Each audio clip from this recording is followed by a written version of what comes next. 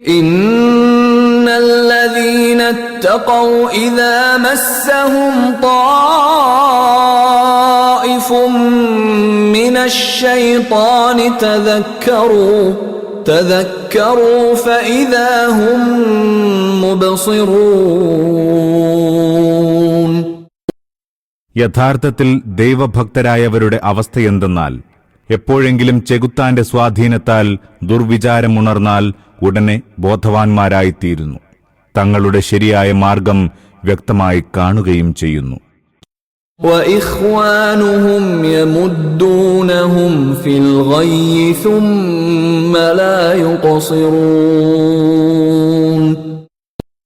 എന്നാൽ ചെകുത്താന്മാരുടെ സഹോദരന്മാരോ, ചെകുത്താന്മാർ അവരെ വഴികേടിലേക്ക് വലിച്ചിഴയ്ക്കുന്നു, പിന്നെ വഴി പിഴപ്പിക്കുന്ന ദുർമാർഗത്തിൽ വീഴ്ച വരുത്തുകയുമില്ല. وَإِذَا لَمْ تَأْتِهِمْ بِآيَةٍ قَالُوا لَوْلَا اجْتَبَيْتَهَا قُلْ إِنَّمَا أَتَّبِعُ مَا يُوحَى إِلَيَّ مِنْ رَبِّي هَذَا بَصَائِرُ مِنْ رَبِّكُمْ وَهُدًى وَرَحْمَةٌ لِقَوْمٍ يُؤْمِنُونَ. പ്രവാചകൻ ജനത്തിനു മുമ്പിൽ ദിവ്യാത്ഭുതം അവതരിപ്പിക്കുന്നില്ലെങ്കിൽ അവർ ചോദിക്കും, താങ്കൾക്കായി ഒരു ദൃഷ്ടാന്തം തെരഞ്ഞെടുക്കാത്തതെന്ത്? അവരോട് പറയുക, എന്റെ നാഥൻ എനിക്ക് അയച്ചു തരുന്ന ദിവ്യ സന്ദേശം പിൻപറ്റുക മാത്രമാകുന്നു ഞാൻ. ഇത് നിങ്ങളുടെ റബ്ബിങ്കൽ നിന്നുള്ള ഉൾക്കാഴ്ചയുടെ കിരണങ്ങളാകുന്നു. അത് സ്വീകരിക്കുന്ന ജനത്തിനുള്ള സന്മാർഗവും അനുഗ്രഹവുമാകുന്നു. സത്യനിഷേധികളുടെ ഈ ചോദ്യത്തിൽ തികഞ്ഞ പരിഹാസമാണുള്ളത്. താൻ ഒരു പ്രവാചകനായി ചമഞ്ഞിരിക്കെ അതിന് ചേർന്ന വിധം വല്ല അമാനുഷ ദൃഷ്ടാന്തവും കണ്ടുപിടിച്ച് അവതരിപ്പിക്കാമായിരുന്നില്ലേ എന്നാണ് ചോദ്യത്തിന്റെ പൊരുൾ. എന്നാൽ ഈ പരിഹാസത്തോടുള്ള പ്രവാചകന്റെ മറുപടി എത്ര അന്തസ്സുള്ളതാണെന്ന് നോക്കുക.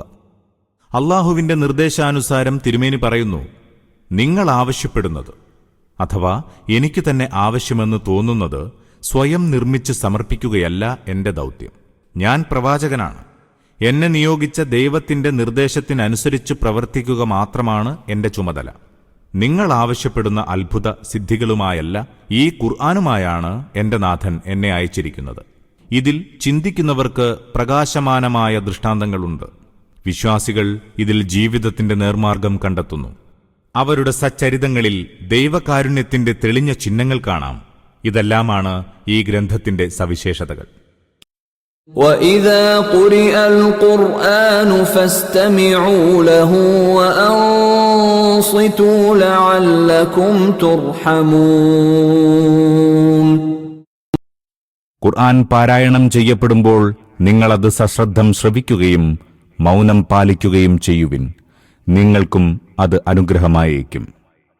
അതായത് അധർമ്മവും പക്ഷപാതവും നിമിത്തം ഖുർആൻ കേൾക്കുമ്പോൾ നിങ്ങൾ കാതുപൊത്തുകയും ബഹളം വയ്ക്കുകയുമാണല്ലോ. സ്വയം കേൾക്കുകയില്ലെന്ന് മാത്രമല്ല, മറ്റുള്ളവരെ കേൾക്കാൻ അനുവദിക്കുകയുമില്ല. ഈ നയം ഉപേക്ഷിക്കുക. എന്താണ് ഖുർആൻ നൽകുന്ന ശിക്ഷണമെന്ന് സ്വൽപ്പമൊന്ന് ശ്രദ്ധിച്ചു കേട്ടുനോക്കുക. ഒരു വേള അതിന്റെ പാഠങ്ങൾ മനസ്സിലാക്കി വരുമ്പോൾ സത്യവിശ്വാസികൾക്ക് ലഭിച്ച ദിവ്യകാരുണ്യത്തിൽ നിങ്ങളും പങ്കാളികളായെങ്കിൽ അത്ഭുതപ്പെടാനില്ല.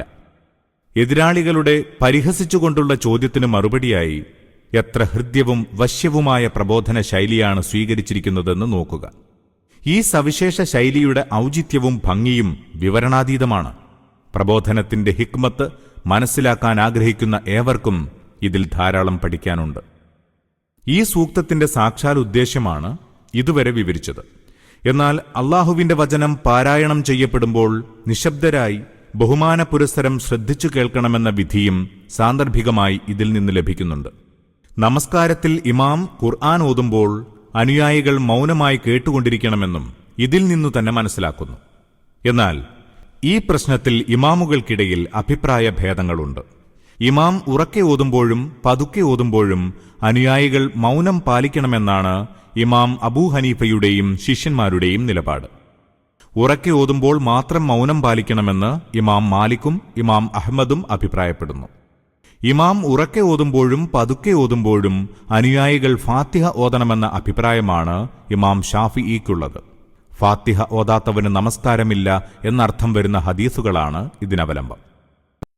واذكر ربك في نفسك تضرعا وخيفة ودون الجهر من القول بالغدو والآصال ولا تكن من الغافلين. പ്രവാചകരെ, പ്രഭാതത്തിലും പ്രദോഷത്തിലും റബ്ബിനെ സ്മരിക്കുക. ഹൃദയത്തിൽ അത്യന്തം താഴ്മയോടും ഭയഭക്തിയോടും കൂടി, വാക്കുകൾ ഉച്ചത്തിലാക്കാതെയും. താങ്കൾ അശ്രദ്ധ കാണിക്കുന്നവരിൽ പെട്ടുപോകരുത്. സ്മരിക്കുക എന്നാൽ നമസ്കാരവും മറ്റു തരത്തിലുള്ള ദൈവാരാധനകളുമാണ് ഉദ്ദേശ്യം. അത് നാവുകൊണ്ടാവട്ടെ മനസ്സുകൊണ്ടാവട്ടെ. പ്രഭാതത്തിലും പ്രദോഷത്തിലുമുള്ള സ്മരണ കൊണ്ടുദ്ദേശ്യം ആ സമയങ്ങളിലെ നമസ്കാരമാണ്. എല്ലായ്പ്പോഴും എന്ന അർത്ഥത്തിലും ബിൽ ഉദുവ്വി വൽ ആസ്വാൽ എന്ന വാക്ക് ഉപയോഗിക്കാറുണ്ട്. അപ്പോൾ സദാ ദൈവസ്മരണയിൽ ലയിക്കുക എന്നാണ് അർത്ഥം. പ്രഭാഷണം ഉപസംഹരിച്ചുകൊണ്ടുള്ള അവസാനത്തെ ഉപദേശമാണിത്. നിങ്ങൾ ബോധശൂന്യരായി വർത്തിക്കരുതെന്ന് ഓർമ്മിപ്പിക്കുകയാണിവിടെ. ലോകത്ത് എന്തെല്ലാം തിന്മകൾ വ്യാപിച്ചിട്ടുണ്ടെങ്കിലും, മനുഷ്യന്റെ കർമ്മധർമ്മങ്ങളിൽ എന്തൊക്കെ വൈകല്യം സംഭവിച്ചിട്ടുണ്ടെങ്കിലും, അതിന്റെയെല്ലാം പ്രധാന കാരണം മനുഷ്യൻ ചില യാഥാർത്ഥ്യങ്ങൾ വിസ്മരിക്കുന്നതാണ്. അവൻ ദൈവത്തിന്റെ സൃഷ്ടിയും അടിമയുമാണ്. അല്ലാഹുവാണ് അവന്റെ ഒരേ ഒരു യജമാനൻ. മനുഷ്യനെ ഭൂമുഖത്ത് അയച്ചിരിക്കുന്നത് പരീക്ഷണാർത്ഥമാണ്. ഐഹിക ജീവിതം അവസാനിച്ചു കഴിഞ്ഞാൽ അവൻ ദൈവത്തിന്റെ മുമ്പിൽ ഉത്തരം ബോധിപ്പിക്കേണ്ടതുണ്ട്. ഇവയാണ് യാഥാർത്ഥ്യങ്ങൾ. സ്വയം നേർമാർഗത്തിൽ നിലകൊള്ളാനും ലോകത്തെ അതിലേക്ക് നയിക്കാനും തീരുമാനിച്ച ഏവരും ഈ യാഥാർത്ഥ്യം വിസ്മരിച്ചു പോകാതിരിക്കാൻ സദാ ശ്രദ്ധിക്കേണ്ടതാണ്. അതുകൊണ്ടാണ് നമസ്കാരത്തെയും ദിക്റിനെയും നിരന്തരമായ ദൈവധ്യാനത്തെയും കുറിച്ച് തുടരെ ഉദ്ബോധിപ്പിച്ചുകൊണ്ടിരിക്കുന്നത്. ഇന്നല്ലദീന ഇൻദ റബ്ബിക ലാ യസ്തക്ബിറൂന അൻ ഇബാദതിഹി വയുസബ്ബിഹൂനഹു വലഹു യസ്ജുദൂൻ. താങ്കളുടെ റബ്ബിന്റെ സന്നിധിയിൽ മഹത്വം സിദ്ധിച്ച മലക്കുകൾ ഒരിക്കലും സ്വന്തം മഹത്വത്തിൽ ഗർവിഷ്ഠരായി അവന് ഇബാദത്ത് ചെയ്യുവാൻ മടിക്കുന്നില്ല. അവർ അവനെ പ്രകീർത്തിച്ചുകൊണ്ടും അവന്റെ മുമ്പിൽ സാഷ്ടാംഗം പ്രണമിച്ചുകൊണ്ടുമിരിക്കുന്നു. അഹങ്കരിക്കുന്നതും ദൈവത്തിന്റെ അടിമത്തത്തിൽ നിന്ന് വ്യതിചലിക്കുന്നതും പിശാചിന്റെ പ്രകൃതമാണ്. അതിന്റെ ഫലമാകട്ടെ അധപതനവും ഹീനതയും. എന്നാൽ ദൈവസന്നിധിയിൽ വിനീതരായി തലകുനിക്കുകയും അടിമത്തമാർഗത്തിൽ ഉറച്ചു നിൽക്കുകയുമത്രേ മലക്കുകളുടെ സ്വഭാവം. ഫലമോ ഉന്നതിയും ദൈവസാമീപ്യവും. അതുകൊണ്ട് മേന്മയും മഹത്വവുമാണ് നിങ്ങൾ ആഗ്രഹിക്കുന്നതെങ്കിൽ പിശാചിന്റെ പ്രകൃതം വിട്ട് മലക്കിന്റെ സ്വഭാവം കൈക്കൊള്ളുക. തസ്ബീഹിനാണ് പ്രകീർത്തിക്കുക എന്നർത്ഥം കൊടുത്തിരിക്കുന്നത്. അതായത് അല്ലാഹു കുറ്റവും കുറവുമില്ലാത്തവനും തെറ്റുപറ്റാത്തവനും എല്ലാ ദൗർബല്യങ്ങളിൽ നിന്നും പരിശുദ്ധനുമാണെന്ന് സമ്മതിക്കുക. അവൻ അതുല്യനാണെന്നും പങ്കുകാരോ സമന്മാരോ ഇല്ലാത്തവനാണെന്നും സാക്ഷ്യപ്പെടുത്തുകയും മനസ്സാ സമ്മതിക്കുന്നതോടൊപ്പം നാവുകൊണ്ട് വിളംബരപ്പെടുത്തുകയും ചെയ്യുക. അതിന്റെ പ്രഖ്യാപനത്തിലും പ്രകാശനത്തിലും സദാ വ്യാപൃതനായിരിക്കുക. ഈ ആയത്ത് ഓതുകയോ കേൾക്കുകയോ ചെയ്യുമ്പോൾ സുജൂദ് ചെയ്യണമെന്ന് കൽപ്പനയുണ്ട്. അല്ലാഹുവിന്റെ സാമീപ്യം സിദ്ധിച്ച മലക്കുകളുടെ അവസ്ഥയുമായി തന്റെ അവസ്ഥയെ താരതമ്യപ്പെടുത്തുകയാണ് അതുകൊണ്ടുദ്ദേശിക്കുന്നത്. പ്രപഞ്ചകാര്യങ്ങൾ നടത്തിക്കൊണ്ടുപോകുന്ന മലക്കുകൾ അതേ ദൈവത്തിന്റെ മുമ്പിൽ അവരോടൊപ്പം പ്രണമിക്കുക. യാതൊരു അഹന്തയിലും പെട്ടുപോയിട്ടില്ലെന്നും ദൈവത്തിനുള്ള അടിമത്തത്തിൽ നിന്ന് വ്യതിചലിക്കുന്നവനല്ലെന്നും പ്രയോഗരൂപത്തിൽ തെളിയിക്കുക. ഇതാണ് സുജൂദിന്റെ താൽപര്യം. വിശുദ്ധ ഖുർആനിൽ 14 സ്ഥലങ്ങളിലാണ് സുജൂദിന്റെ ആയത്തുകൾ വന്നിട്ടുള്ളത്. ആ സ്ഥലങ്ങളിൽ സുജൂദ് വേണമെന്ന കാര്യത്തിൽ ഭിന്നാഭിപ്രായമില്ല.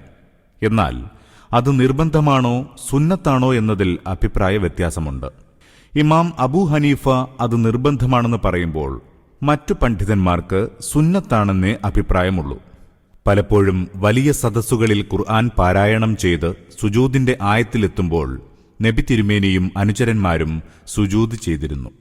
ഓരോ ആളും എവിടെയോ അവിടെ തന്നെയാണ് സുജൂദ് ചെയ്തിരുന്നത്.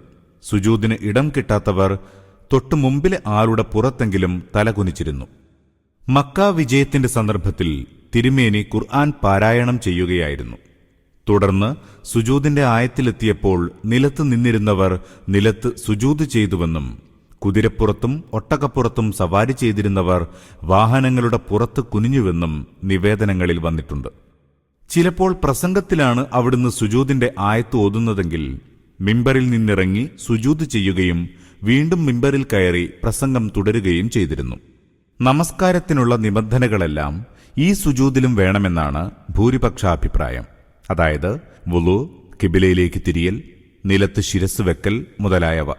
എന്നാൽ തിലാവത്തിന്റെ സുജൂദ് സംബന്ധിച്ച് നമുക്ക് ലഭിച്ച ഹദീസുകളിൽ എവിടെയും പ്രസ്തുത നിബന്ധനകൾക്ക് തെളിവൊന്നും കാണുന്നില്ല.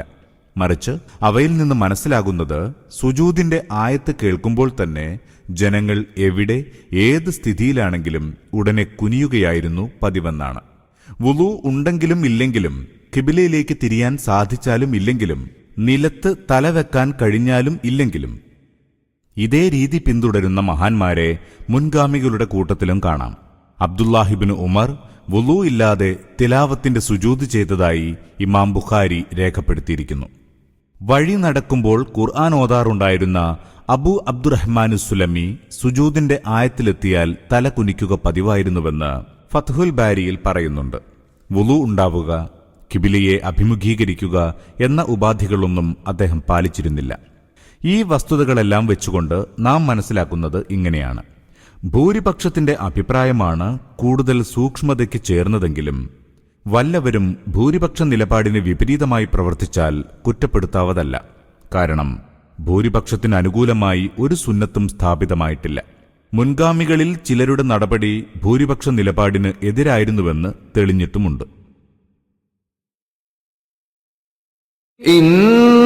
ഇന്നല്ലദീന തഖൗ ഇദാ മസ്സഹും ത്വായിഫും